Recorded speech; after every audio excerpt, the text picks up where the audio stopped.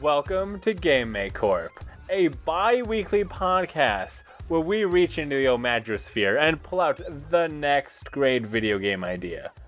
I am the greatest CEO of Game Corp, Bryce. I am the greatest ever CEO of Game Corp, Beckers. Okay, sure. Let's. Last time we made a video game. Remember, Beckers? Do you remember? Yeah, it was called Fun Good Time Boy. Love knows no bounds when money is involved. The video game. Unfortunately, it led to a great deal of theft from children in their attempts to live out their dreams of finding a hot older woman in order to, success. So we're going to have to find a new game because we had to pull that one from the market. How did the G-amiibos do? Oh, the G-amiibo component? Yes. Actually, those sold off the charts. So we're going to have to find some more games that involve those because people are dying to use those for more things. Yeah, I hear. See, the problem is that, everything is a G-amiibo now, so we can't really tell when people want to play our games or they're just out of toilet paper.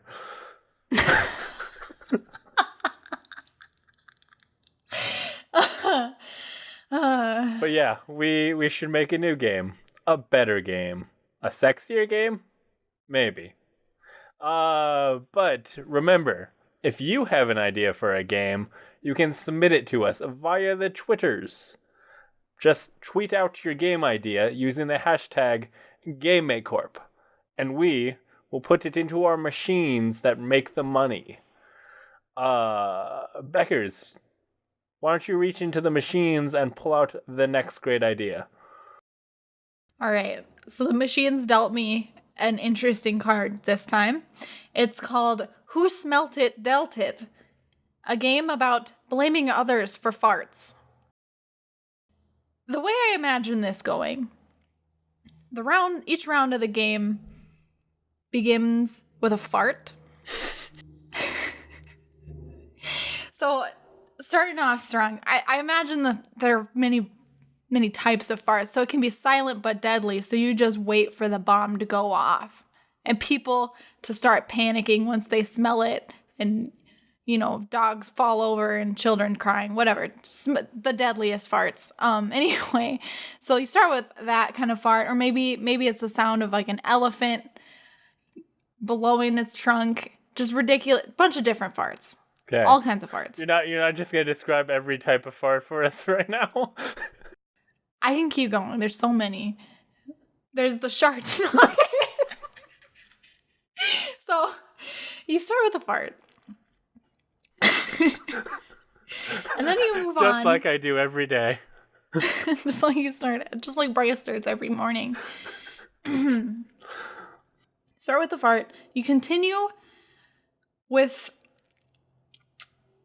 a setting. So where did the fart happen? Did the fart happen at family dinner? Are there 8 people around? Did the fart happen on a hot date with only one other person in the room and you have to try and convince them it was them who farted? Or maybe it happened at the church banquet when you're reaching for that cranberry sauce and you let out a trumpet from your back end and everyone in the room just turns to look towards the sound and you have to find a way to get out of this fart after you've gotten the fart out of you. Is this a single player game? Yeah, I imagine so. Have you ever played the party game Werewolf or Mafia? Yeah. Yes, I have. I'm kind of imagine that, but instead of somebody being a werewolf, somebody farted, and you're everyone's accusing, be like, it was Timmy. Be like, no, man, I've been eating clean today. Is Beth over there, man? You saw her eating the Doritos. Eating clean gives you the deadliest farts. Them broccoli farts, though. You don't even know. Okay. So I think that would work. So maybe you're dealt the fart at the start of the round. Yeah. Yeah. And then be like, who did it? And then you gotta like blame the other people. Like, it's Beth. Look at her. Look at that face. That is the face of a farter.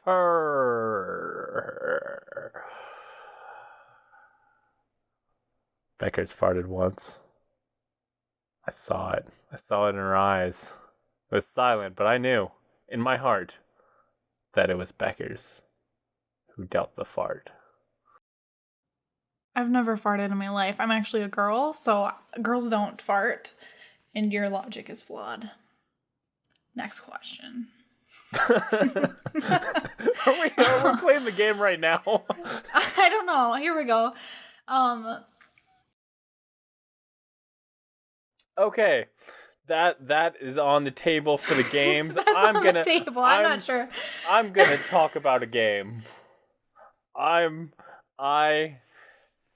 have a game that was submitted to us by Nubspero,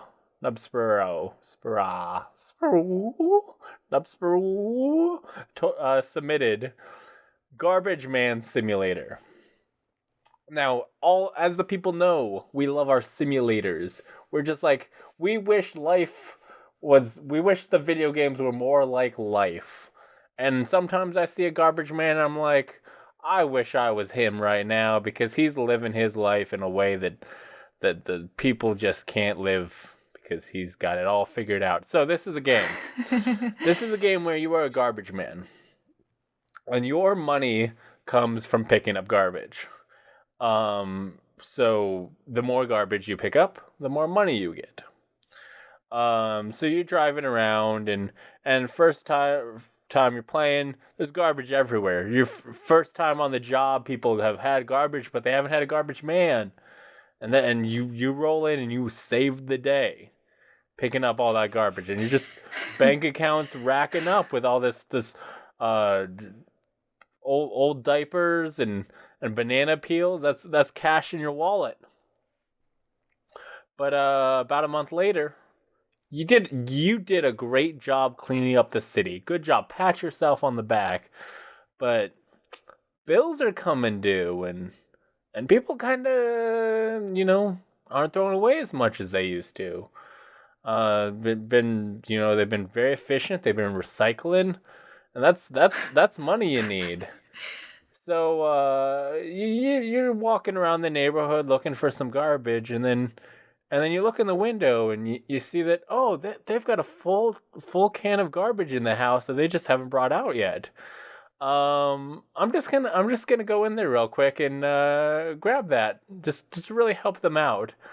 So you go into their house and you take the garbage for them, and you're really doing a great thing for the people. And you get your garbage and you get your money and you can pay your bills. But then a little bit later, like, there's not even garbage in the house anymore. The garbage cans are empty, and you've been spending your money. You've been going down to the track hoping to hit it big. So you already went in the house once. What if you went in and made some garbage? What if you wreck up their couch a little bit, and hey, that's garbage now. Hey, your big screen TV, oh, there's a hole in that. That's garbage. That's gonna have to come with me. So this is a game about being a garbage man and also breaking into people's houses and destroying their shit. I wonder if at some point the garbage man just thinks, it's a shame to wreck this stuff before I take it out as garbage. If I'm gonna be the one wrecking it anyway, why don't I just take it? Because it's not garbage. That's against the garbage code. That's against the garbage. That would be against the law. That would just be theft. At that point, that wouldn't be legal anymore. But making it garbage, that's totally fine. That's within the ethics. It's just job security. When you don't have job security, you make your own. Yes. Oh man. And then ironically, he takes the money he just made and buys a TV. And who wins in the end? People The TV people. Like the big TV people. I was gonna say big pharma, and I was like, wait, that's the wrong argument. Where am I coming? Okay. I think that's a solid game. I think we could definitely incorporate. You're welcome. We can definitely incorporate elements of stealth and intrigue. Intrigue. Yeah, so that's a solid game. I think we're ready to explore that idea. Okay. Maybe for our next idea, if you're ready for it. Okay, hit me with it. Hit you with it. I have another submission from Ninja Muffin 99 on Reddit. A post-apocalyptic rhythm-based survival game based on the Party Rock Anthem music video. Now, I have vaguely examined this filmography, but can you give me the point by point? Tell me what is the storyline presented in this documentary? I would love to give you that information. So, the video starts off, the song starts off with "Every day I'm shuffling," right? Okay. So it starts off with that. So that's actually the premise of most of the video, is that much of the world has turned into zombies where every day they are shuffling, right? And that's all they can do. They've become shuffling zombies. So that's what the song was about all along. That's what it was about all along. So the protagonist of the video, LMFAO, they are trying to avoid becoming zombies, as one does in any zombie apocalypse, even the shuffling kind. So what they have to do is blend in to this horde of zombies, and they have to copy the dance moves that the zombies are doing. They have to shuffle to avoid shuffling, if you will. So, so the idea for this game is it's a rhythm-based survival game. So rhythm-based games would be something like Just Dance and the other games that are like that, like DDR or whatever. So I'm picturing it's one of those types of games where you see zombies up on the screen and you have to copy their sick dance moves, or they're gonna get you. So that's my beginning point of this game. Okay. Then what happens? So then what happens? It's a survival game. So I'm thinking you can maybe make a storyline out of this, and it gets progressively harder. You start with like the cha-cha slide and the Cupid shuffle, and you progress, and you get to pirouettes. And maybe not everyone can beat this game because that gets a bit ridiculous. Last time I saw you dancing at the company Christmas party, I don't think this game's for you, Bryce. But pirouettes, maybe like, I don't know, people do backflips or something. I don't know. We're talking final boss level. You shuffle on past the final mega zombie shuffler. I don't know how that goes. What are your thoughts? Okay. Okay, so you talk survival. So I'm thinking like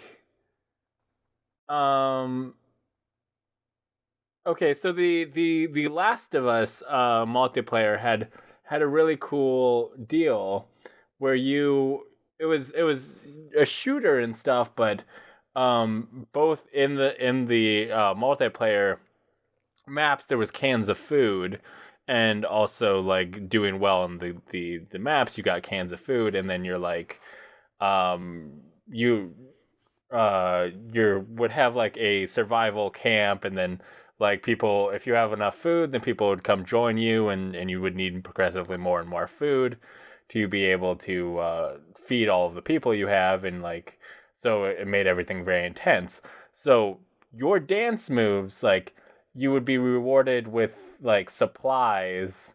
So like say you're like on a scavenging mission, and you could Yes. you could pick where you go scavenge, or be like, oh, this is the old disco. That's gonna be some rough territory, but they had a whole snack bar in there.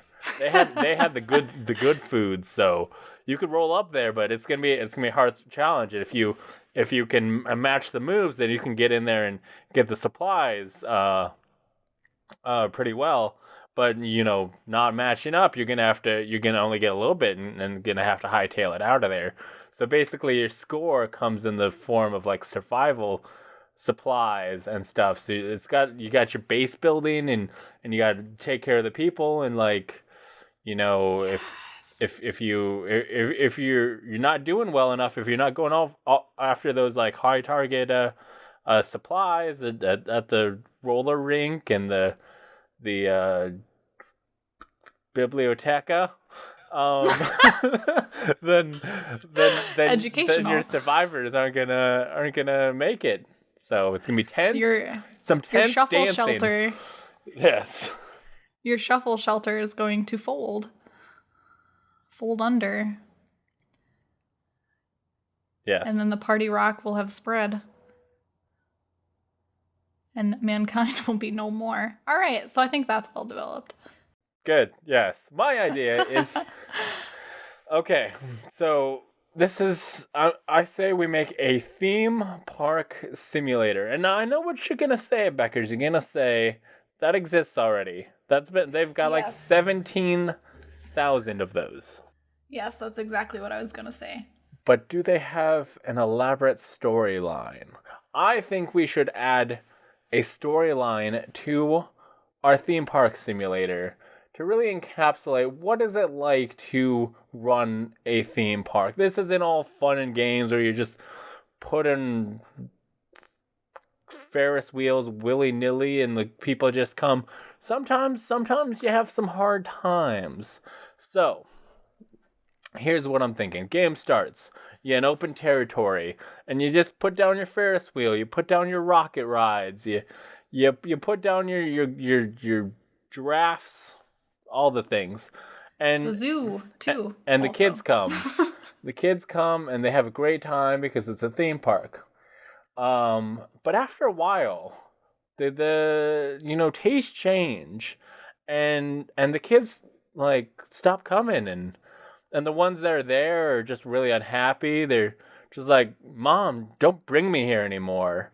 And you have to come up with some new attractions to bring in the people because your rides aren't working. So you bring up your research tab and you look through and you see, okay, well, there's an option to find some new entertainers. I need that right now. Like, this isn't working. So you can send out your workers for a while and they'll search out some new entertainment. It's a risk reward because then you have less workers at the theme park and stuff. But you need that new entertainment. And then you get a message that, hey, the workers found some new entertainers, but you have to beat them at a game before they'll join you at the theme park. So then you have to do this whole thing. You got to make sure your workers are trained up to be able to beat them. Maybe there's some people that are already really good at this game, and you can just borrow their abilities for a little bit. Just you can play this game and secure their loyalty at your theme park.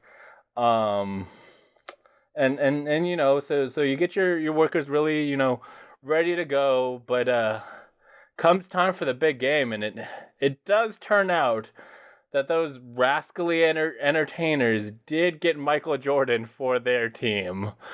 So that does make it a little bit more difficult, but you're a determined theme park owner, and I think you can figure out a way to make this work out in the end.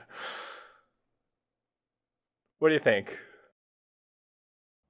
I'm a little bit speechless. So, Michael Jordan? Michael That threw me off guard. I don't know how our theme park's going to survive this. But anyways, I'm thinking each worker maybe has different skill sets. One of them's like skill bars, and you can train these? Is that what you're picturing here? Sure, right. So the juggling contest that okay. Yes. We'll have juggling. Well, I was trying to think of like what games these would be that you would have to, because you said You're giving me a look. This is the for our movie listener. Space Jam. This is Space Jam, Beckers.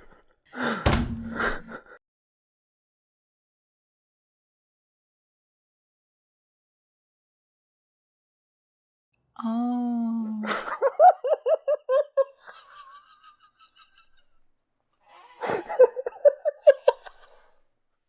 Don't.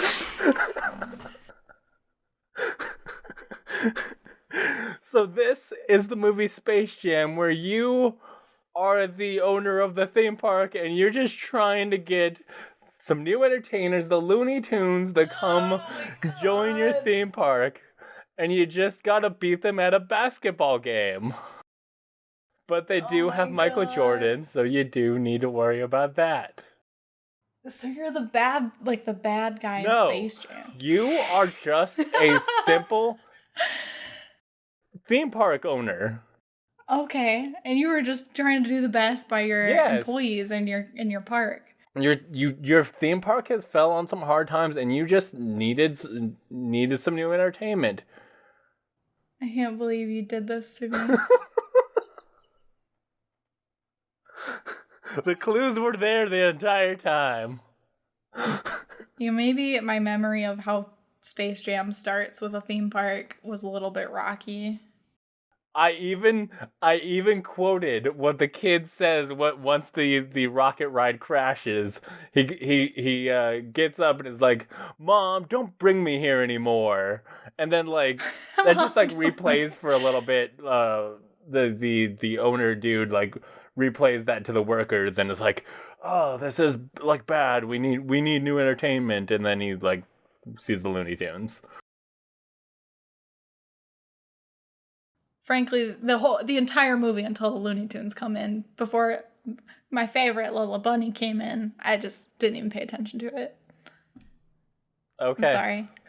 Well, I was very much expecting at some point at the Michael Jordan part. I was sure you were going to call me out on it. That's why I was so confused. All right, well, you want to make Space Jam the video game. All right. From the view of the theme park, the humble theme park owner. Yes. It's a great idea. Do you have any great ideas, Beckers? Or are you just broken? I'm a little bit broken, but I'm going to try and persevere because we've got to get out of here. The next game idea comes from, I want to say Et Nova J. Maybe it's Et Novage.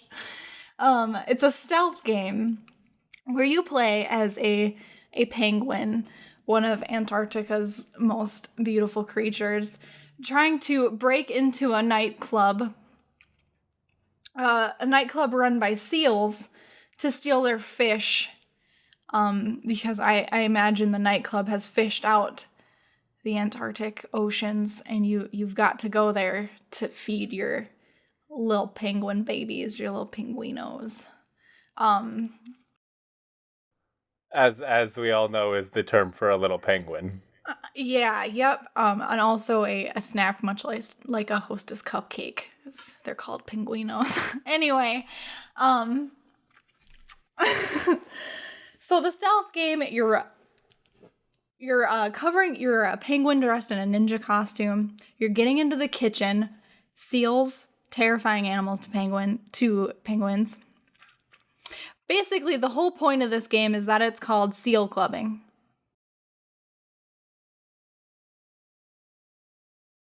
Okay.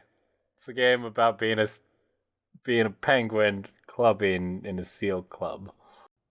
Yeah. Yep, that's the game. So it's really just the name. Yeah, it's a really good name. Okay. It's a good name for a game. Seal. We'll throw that one to the guys in R&D and we'll see what they come up with. Seal clubbing, Bryce.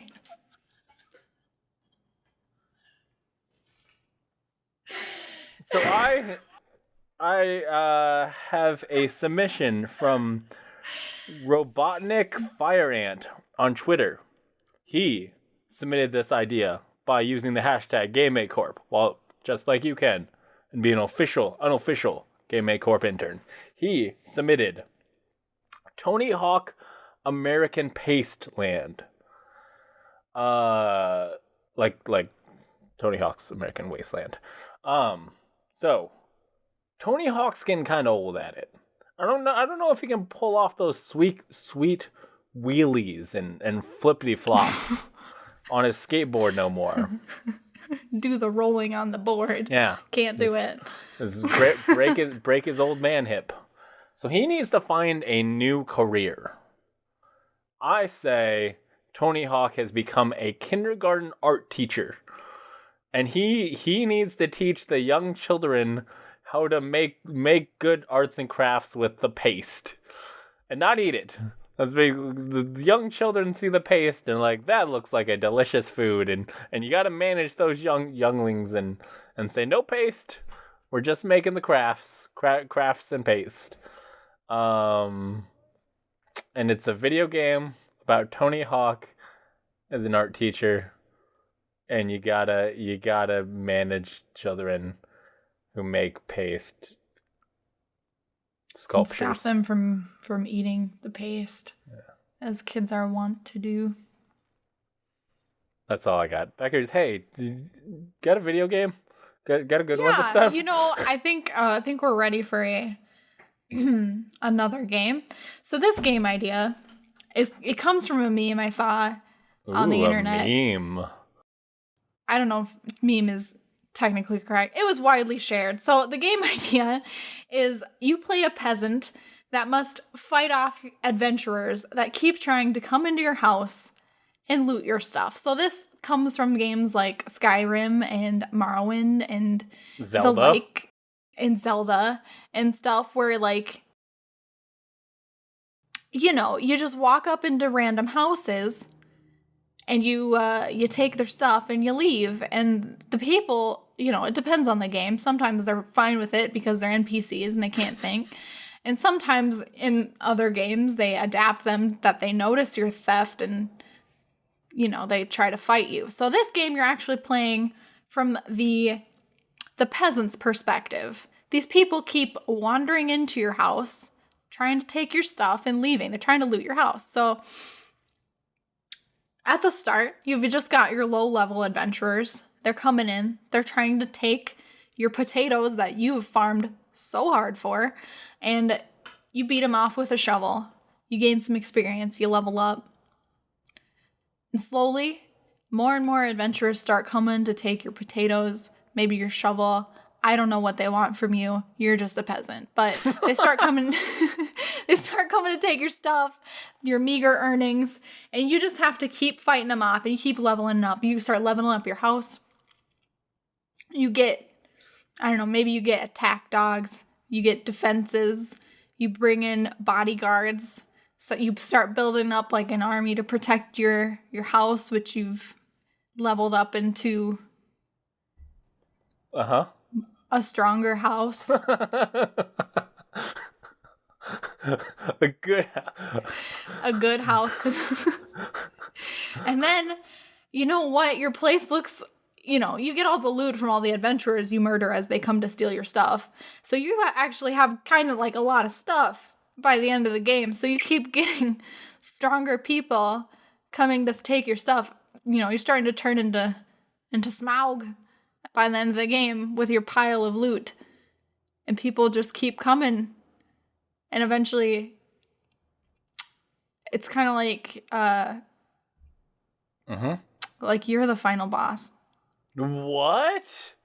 That is quite the twist you have presented for me, Beckers. Yeah. I am the bad guy? I know we don't identify that way. Are you suggesting that maybe in the Space Jam movie he was not just a humble business owner? Can we let the Space Jam movie go? Never. Oh, you have warped my view of that good movie about a man just trying to get by and bring his failing business back. These Oh my these God. these humble entertainers offered their assistance if only he won a basketball game. But they cheated. They were on the drugs. They were drinking from a thing that said special drink on it. The special stuff. That doesn't seem legal. I And your think they employees cheated. trained so hard. Yes. You saw how like big and scary they got just from training so hard, probably. They they were very diligent, and we were rooting for them very much. I am very saddened by the outcome of that situation. Right. But Yes. you did basically just read the meme for us. That was I know. I that was couldn't. a good I didn't. recollection of the meme. Good job. I know. I was like, you become. I don't know. I was like, I don't know where to go from here now. All right. Anyways. It was basically a fully formed game idea that was presented that you read the script for, and I'm I really didn't read it. I remembered it. Yeah. It was a really good idea. and now it's ours. Thank you, meme maker.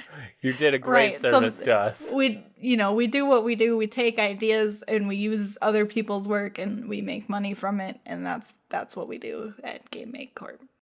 You know what I say we do? Let's make a game about everyone's favorite Nintendo character. Waluigi. That's who I was gonna go with. Yeah. Okay. So Luigi had a video game, and it was called Luigi's Mansion, and he had a vacuum, and he just went around vacuuming up his mansion. It was a very odd game, as I don't really understand why people played it, but That's definitely what happened. Beckers, when you think about Waluigi, what are the words that come to your mind? Waluigi. That's it. The sound he makes on Mario Kart. That's all Okay. I can think of. Yes. I also think of the word sexy. So, what I'm thinking is that this would basically be the Playboy Mansion, but with Waluigi. Oh no. And each of the rooms are filled with a different Wa bunny for Waluigi to impress and kiss and such. And you can go to each room and knock on the door, and the person will open it up, and it's all these different sexy ladies. But some people might argue it is actually just Waluigi in a wig in those rooms, in different wigs and different outfits. But I think the real Waluigi fans will know those are sexy ladies that Very Waluigi will attractive. impress. Yes, the most beautiful of ladies. That may be Waluigi dressed up like you don't see the ladies and Waluigi in the same like camera. You can't pan the camera to see them both at the same time. It's just kind of like a quick cut, and then you're like looking in the door frame, and there's Waluigi in like a different outfit, and he's like, "Wow, how can I help you?" One of those cards comes up when Waluigi goes to open the door and it says 5 minutes later. and then it's the Wa Bunny at the door. Ready for her date.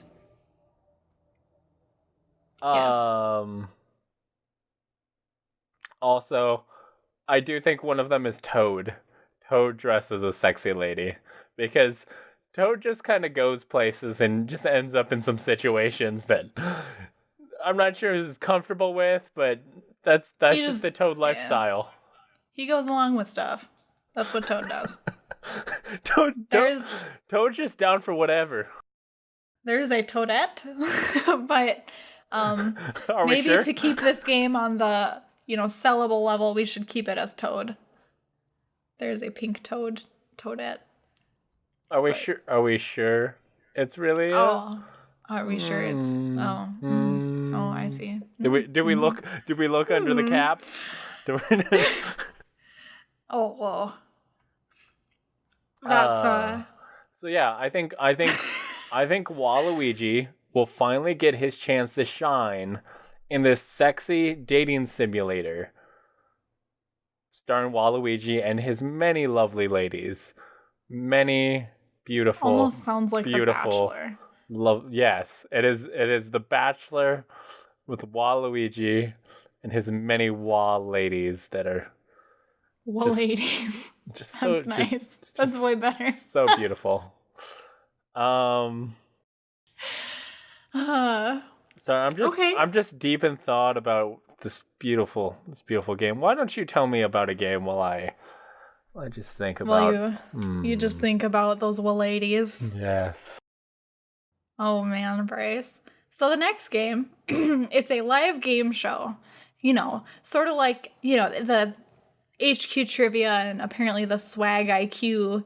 All these new game shows coming out, they're free and you can win real money or whatever. But I've got a better one. It's not trivia because that's stupid.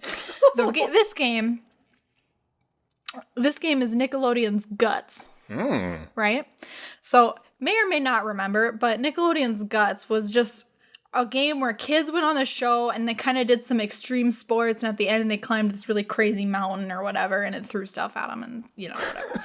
So you make Nickelodeon's Guts sound so exciting. They just climb a mountain and it throws stuff or whatever. Man, and there's like, okay, well, there's like fog. The aggro crag. Come on. I didn't mean to disrespect the crag. Exactly. Come on.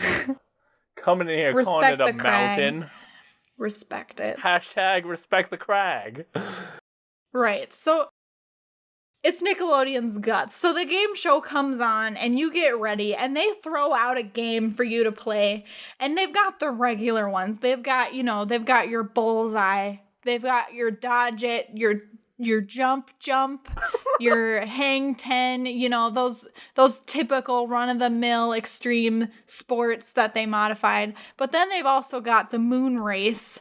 They've got the Scurfin' Safari and the Slamma-Jamma that you're going to fit in to your living room. You've got to find a way to complete this task in order to move on to the next round of Nickelodeon's Guts on mobile. We will have a schematic. We'll give them just an hour before the show, will send out a schematic for everyone who's about to play, and you have to fashion your living room into the game, and then we'll people have to they have to I'm sorry, your couch doesn't look like it's gonna be a right fit for this. You're out. Sorry. I'm sorry. We're gonna need some more air in your jumping. Yeah. You are not gonna make the cut to the next round of Nickelodeon's I'm Guts. sorry. That slime doesn't look slimy enough. Sorry, Jeffrey over here?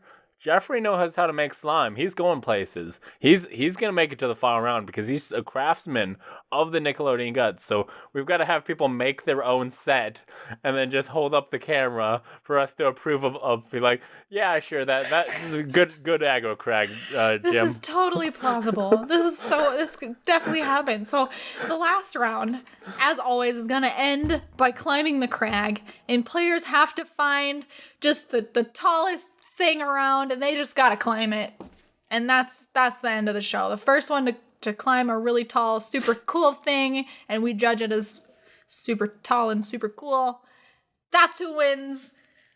Guts. We'll give it. We'll give them 10 minutes. And basically, they have to get as far off the ground as possible, and then we'll measure them somehow. Most of those games have built-in altitude checkers. Yeah. Maybe players in the Rocky Mountains may have an advantage. But we'll figure out those fine details later. Everyone moves to the Rocky Mountains to win our very good game. Slamma-Jamma. I don't remember. I have no idea what that game is about. I just Slamma-Jamma, dude. Slamma-Jamma, dude, indeed.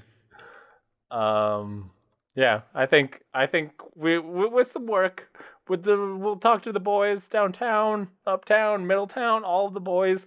We're gonna get a All the towns. collaboration going on, and we'll figure this out. Maybe we'll send out some slime. We'll give people some slime kits, and then they'll have to put them over their living room. And if they ever mess up, then their whole living room gets coated in slime. That's just the risk that you must take. Yeah. You gotta risk it to get the biscuit. As the kids say. As the kids say. You know what else the kids are about these days? What are they about? They are about the escape rooms. And I think it's time for Game May Corp to get into the escape room business. Ooh, I love escape rooms.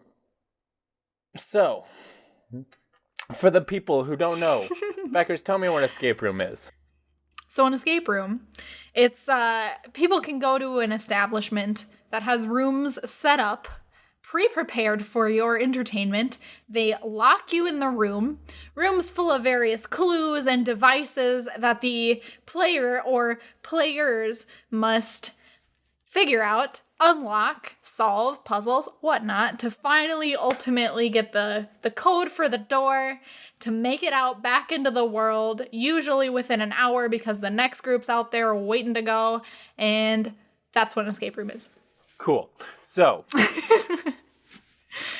you know what probably takes a long time with the whole escape room thing is resetting up those escape rooms after people come. You got to reset the traps and like clean off the dungeon spikes. It's a whole thing. So I feel like we could save a lot of money if people didn't make it to the escape room. So people will book their escape room experience on the website. They'll pick a time and they'll be like, I'm buying 10 tickets. It's $50. Here's $500. I'm really excited about this escape room. And then about, I don't know, 3 hours before it is time, we will send them a series of riddles for them to figure out our address. Before they can even start the escape room, they have to figure out where the building is located. And if you don't show up on time, if you can't figure out the puzzles to get to the building, then sorry, we got your money, and like you gotta book again later. And we're not back out this soon, so we're not gonna have like a sign on the building or anything. It's just gonna be like a tiny, like in tiny letters, be like Game A Corp escape room.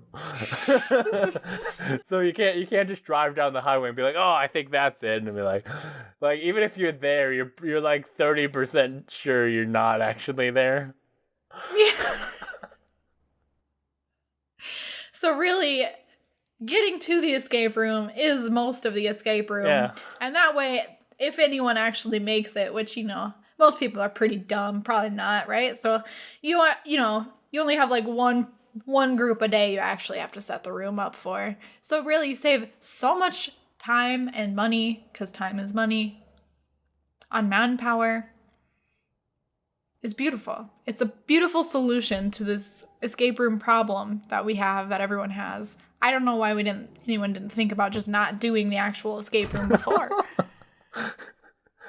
So if people figure out our elaborate riddles and schemes and puzzles to get to the building, and they knock on the door in time for their appointment, what kind of theme do you think we should have for the actual room that 90% of people will never see?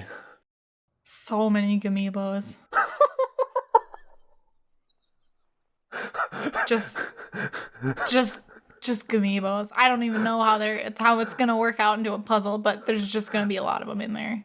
We have so many. I don't know. All right, so G-amiibos. That's the theme. The G-amiibos are everything. How is that a theme? I'm just thinking about the most quintessential Game Make Corp. We've integrated so far into society with these G-amiibos. That's our signature. Gaming Corp escape room. You know, So Bryce. there was an escape room in Boston that I was going to go to, which they were up on my shenanigans because I was gonna go to PAX East last year and I was like I'm gonna do an escape room while I'm there, and I booked it like 4 months in advance, and then I was like, I'm gonna go to the website and just watch the trailer for this really cool escape room. It was all magic themed. There was like on the trailer, it was showing off a bookshelf. Maybe if I pulled a book, they would swing open and there'd be a secret room. That would be cool. But I go to the website and they're like, man, we're under remodel for the like next couple months. And I like message them and be like, hey guys, like I did book my escape room for that time. So about that. So we could just be like, no man, we're actually closed then, so no take backs. We're remodeling right now, so But I like the idea of a magic themed escape room where you just like figuring out magic stuff. You got to do some card tricks and stuff to be able to solve the puzzles. What's the card shuffle around? Was this your card? Oh, maybe not. But this code to the safe's on the correct card. So you gotta do the cool tricks. Maybe something with a rope. I know. You gotta impress the person behind the camera watching you. You gotta find their card or they won't let you out. You have to be able to perform magic too. Yes. Oh my gosh. Yes. By the end of the escape room, you gotta have like a tight 5 tricks that you can pull off. And disclaimer: this is not mentioned on the website. If you're not trained for this, then that's too bad. No, the escape room is that if you can't figure out how to learn the skill of magic in the time of the escape room, you lose. You do not. Oh, so there's instruction booklets in there at least. It's not just an impossible escape room. That's good. That's good. I was a little bit worried for us. But you know what people love? Me? Yeah. Well, I'm sure at least one person does. Oh, wow. There must be someone out there for you. Thanks, Hans. But people like magic, and they like seeing magic. So what if when they got out of the escape room, they go to the exit door, and it turns out it leads to a stage where they must now perform the magic for the people that we have booked. We're like, hey, magic performance coming up. Come get your tickets. It's gonna be real good. As the final. Oh my god. As the final puzzle. Yes. They must perform magic for a live audience. For a live audience that we have sold tickets to. We have also made them pay to get into this room full of magic tricks and learn how to do the magic. And then we feed them into the stage area, and they have to perform it in front of an audience full of people. I think that's a great way to double capitalize on this whole escape room idea for those that make it. Not sure how easily we could predict who's gonna make it. Maybe we could send out like one easy puzzle and like 5 impossible ones for that one lucky person who gets to then be forced to learn magic and be our performing monkey in front of these other people we've sold tickets for. Well, I don't know. We'll just have like a room and be like, hey, $5 to go hang out in this room for a while. Maybe there'll be magic. Maybe there won't. It's 50-50. We don't know. There may or may not be magic in this room. You can go sit in this room all day and wait for it if you want. Like, maybe we'll put like a live feed of the escape room there for people to watch. So then, like, oh my gosh, yes. And everybody just be like, is this guy gonna make it? Man, he's kind of got the rings. He's bashing. I don't know if he's gonna get this ring trick, but we'll see. And then just like imagine being in that escape room, getting out, going like, I did it. I didn't even know like any of this was puzzles. This was not like any other escape room. I'm very confused. And walking out, and then you just walk out into a stage, and everyone just like, whoa! And then just like a dude, just like, do a trick. Yes, and then the minimum number of people for this escape room, because some of them have minimums, is 3. Because in the room, someone's gonna have to perform the sawing in half trick, and you might not get it right the first time.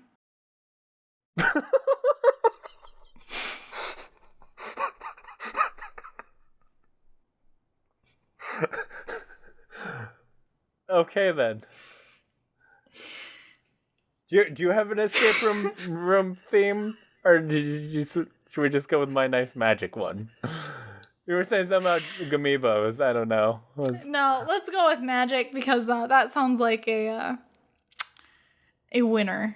Thank you. Sounds like a winner. Thank you. So, Game Make Corp escape room. Sign up, $500. Give us $500. We'll give you an email with vague instructions to the building. Get inside the room. We'll just give you like a deck of cards and like a box with the thing. With the saw. And a sword box. Maybe you have to bring like 5 people. Just in case. And then like just the like minimum wage dude in the office is just like, yeah man, that's you did the first puzzle, good job. That's my card. And then he solves 10 of those. You get out into the real puzzle room, and then we get all of the dollars, and then probably some bad Yelp reviews, but yeah, but this only has to work a couple times to pay for itself, really. Yeah. And then they've started their career as a magician, not a musician, a magician, and they owe it all to us. Well, to maybe Game Corp. We'll maybe have a music room too. Well, like all of this music theme. All of the escape rooms exit to the same stage. Yes. Oh my gosh, that would be way easier to make people wait for that. Who knows what you're seeing today? Yeah, we could do like basically any sort of learnable entertainment. Music. You got your music, various instruments, vocals, and then you've got your magic, because that's the first idea we went with, and that's yes. I'm amazed that that's the first form of entertainment we thought of. Comedy. Comedy. Just like some puppets, joke book. A horn, a clown nose. Gotta have that's comedy. Everybody knows clown nose is a comedy. I can't believe we aren't wearing them right now. Actually, I know. It's just quality. But we are big CEOs with a nice attire. We're professionals. But I think that is our idea for this fiscal time. So, Beckers, why don't you tell the people where they can find out more about your ideas and lifestyle and lifestyle choices. Yes, business tactics. Business. So my Twitter, you can follow me on Twitter at Dr. Beckers, which I will spell for you as DRBKRZ. And then you can also follow me on Twitch at Dr. Beckers, DRBECKERS. How about you, Bryce? Last Geek on Twitter, youtube.com/lastgeek, where you can watch this filmography.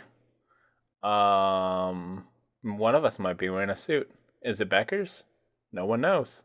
Waluigi knows. Waluigi knows everything. Twitch.tv/lastgeekplays. And lastgeek.com. I don't know if I said that one. That's branding. Yep. Right there. Yep. Thank you for listening and have fun. Every day I'm shuffling.